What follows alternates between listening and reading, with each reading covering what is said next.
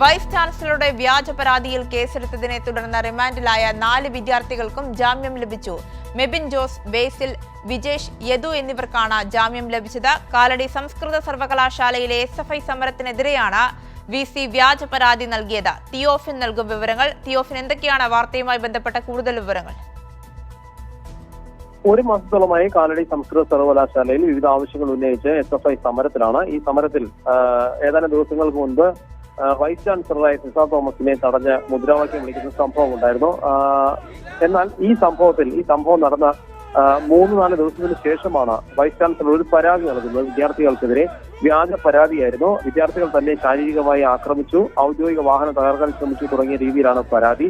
ഈ പരാതിയിലാണ് ജാമ്യമില്ലാ വകുപ്പുകൾ പ്രകാരം പോലീസ് കേസെടുത്തത്. ആ കേസിലാണ് മെബിൻ ജോസ്, ബേസിൽ, വിജേഷ്, യദുകൃഷ്ണൻ എന്നീ 4 വിദ്യാർത്ഥികൾ റിമാൻഡിലായിരുന്നു. ഈ വിദ്യാർത്ഥികൾക്കാണ് ഇപ്പോൾ ജാമ്യം ലഭിച്ചിരിക്കുന്നത്. പെരുമ്പാവൂർ ജുഡീഷ്യൽ മജിസ്ട്രേറ്റ് കോടതിയാണ് 4 പേർക്കും ജാമ്യം അനുവദിച്ചത്. കർശന നിബന്ധനകളില്ല. എന്നാൽ അന്വേഷണ ഉദ്യോഗസ്ഥൻ ആവശ്യപ്പെടുന്ന അനുസരിച്ച് പോലീസിന് മുൻപാകെ ഹാജരാകണം എന്നൊരു വ്യവസ്ഥ മാത്രം, ആ വ്യവസ്ഥയിലാണ് ജാമ്യം അനുവദിച്ചിട്ടുള്ളത്.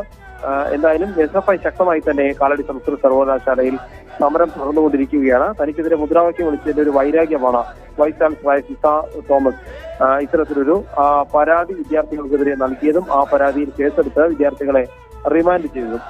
പ്രധാനമായി തന്നെ വിദ്യാർത്ഥികൾ ഉന്നയിക്കുന്ന ആവശ്യം സമയബന്ധിതമായി വിദ്യാർത്ഥികൾക്കുള്ള സർട്ടിഫിക്കറ്റുകൾ നൽകുക, അടിസ്ഥാന സൗകര്യങ്ങൾ വർദ്ധിപ്പിക്കുക തുടങ്ങിയ വിവിധ ആവശ്യങ്ങൾ ഉന്നയിച്ചാണ് സമരം നടക്കുന്നത്. വിദ്യാർത്ഥികളുടെ സമരം, SFI വിദ്യാർത്ഥികളുടെ സമരം ഇപ്പോഴും സർവകലാശാലയിൽ തുടരുന്നുണ്ട്. ശരി, തിയോഫിനാണ് വിവരങ്ങൾ നൽകിയത്.